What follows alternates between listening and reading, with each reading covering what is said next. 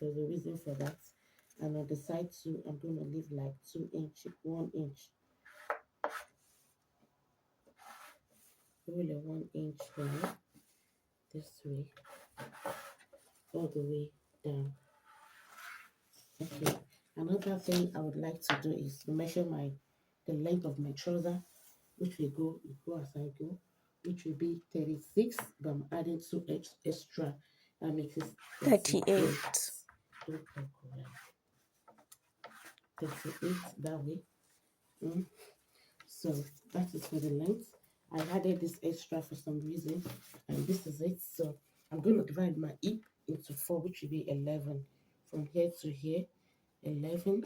You want to get a box now. You want to get a box. You want to get a box, 11. That way, we're getting a box. And I'll still do the same thing to that side.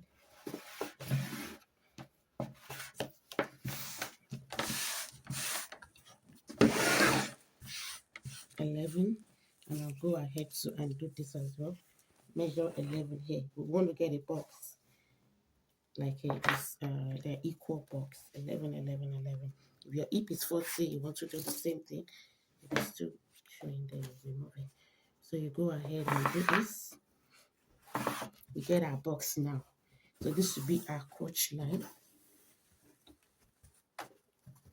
This will be our crotch line. So for the hip, for the waist to hip now, I'm going to be measuring 2 inches away from this line. Mostly it has to be 9, but you want to determine that on yourself. 9. Go ahead and do this 9. So we'll connect it. This will be my hip line, and the crotch. This is from here to here is 9, and from here is 1/4 of our hip measurement, 11. So 9, 11. So you want to get the 11 box. Then from your crotch depth, you want to come up by 2 inches, which is what I've done to get my hip line. So that is for that. The next thing I want to do now is to come out here from this side. I'm going to do it by dividing my hips divided by 20. But then I'm going to go straight and use 2 inches. Standard, you can use 2 inches on that part. And on this side, I'm going to be coming out by 0.25. Then I'll connect it this way. I'm still going to connect it here. But to connect it here, the hips now, I'm going to be measuring my hips a 1/4 of my waist measurement. 1/4 of my waist measurement. I'm going to be measuring that from here. Can you take it boldly? Okay, good. From here, I'm going to be measuring 1/4 of my waistline, which will be, my waist is, let's say, 38 divided by 4. That should be 9.5. So I will measure that 9.5. If I want to add to put that, you go ahead and add your that, but I don't need that. I'm even thinking of leaving it big, but I want it a little bit fitted up there. So I'll just go ahead. This is what I've done. My 9.5, no dots. No dots. This is what I've done. No dots. So I'm going to go ahead and connect it this way. There's no dots. My 9.5, no dot, like I said. So the same as your hip measurements. You can use the same thing. Just leave it and cut it out that way. So this is what I've done. So the next thing I want to do is just to go in here by 0.5. Yeah, just to give it that kind of, to eliminate some kind of bulge or something on that part. So then I'll go ahead and connect it. Okay, I will now go ahead and connect it to here, to connect to my crotch.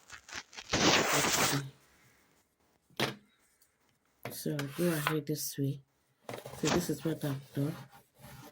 So with this, I have this now. I have this, and that is all I need for the upper part here.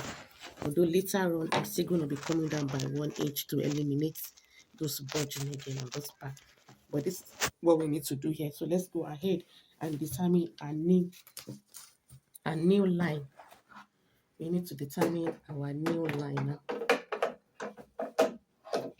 To determine the new line, right, we have from our crotch line here, we're going to be dividing it. We measure what we have from there to the length here. and then we divide it into 2. I want to do that. So I want to do that now. We divided that. This is where it ends, but then I'm still going to be coming up by 2 inches from there. This is it. This is just to determine it. Then we go up by 2 inches to get a real nail line, or nail point. So I'll go up by 2 inches. I'll do that here. I hope it's clear enough. And the chalk is the chalk showing. Not really. The line. Kinda now. That's our nail line now, the nail line now at the moment. So the next thing we want to do after doing that is to determine our grease line. That's the line we divide from here. We measure what we have from here to here. No, just raise it up. Raise it up so that it can capture everything. We measure what we have from here to here and get to the midpoint. That's what I want you to be doing. So this is it. We have this. Then we divide it into 2. Just to get the grease point, the midpoint. And whatever we have there, we take it all the way down. So to determine that, you want to do this. This is 6.3. Thank God we have this line to guide us. 6.5 rather. And all the way down, we take that.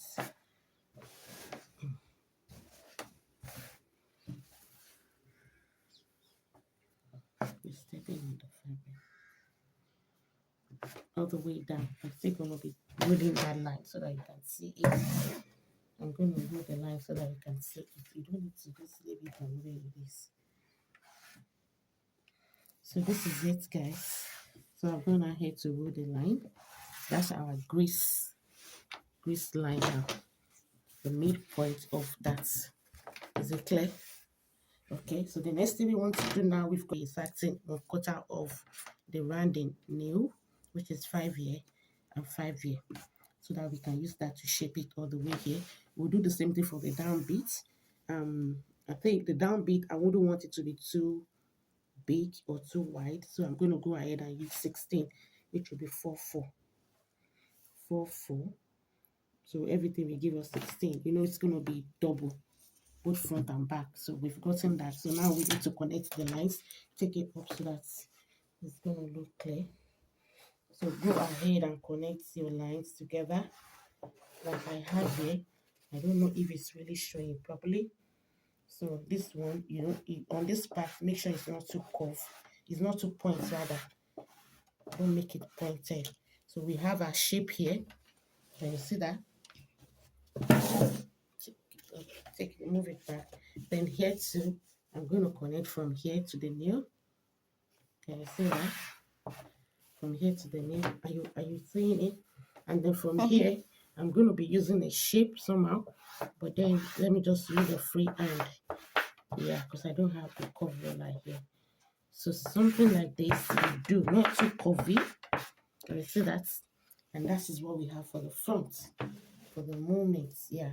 Later on, I'm still going to come down by 1 inch here to eliminate this bulging on the waist side, the folding. So let's go ahead and cut it out, take it up so that it can capture everything. So this is where we started from. And on this part, you want to go up by 1 inch, sorry, half an inch to connect it. Here. And that's what I did initially, you know. You only two, if you, like I said, if you want to put your darts, you can add your darts to it. Then you don't have to go this way. You just connect it to the hip line and the rest. But because I don't want that on it, it's going to be free. So that's the way I'm going to be doing it. So this, we are eliminating those ones. These are the excess that we put initially. So let's go ahead and cut, guys.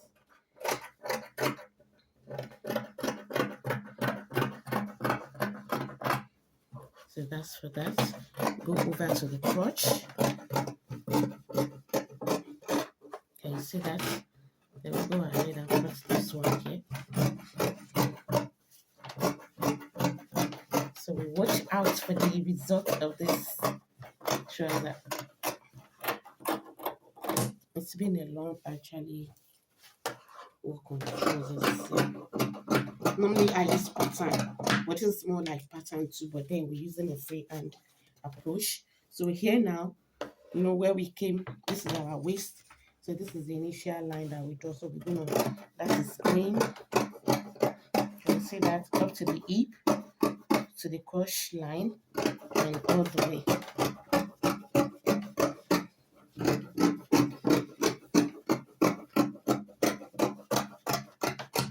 So now we have our front pattern drafted.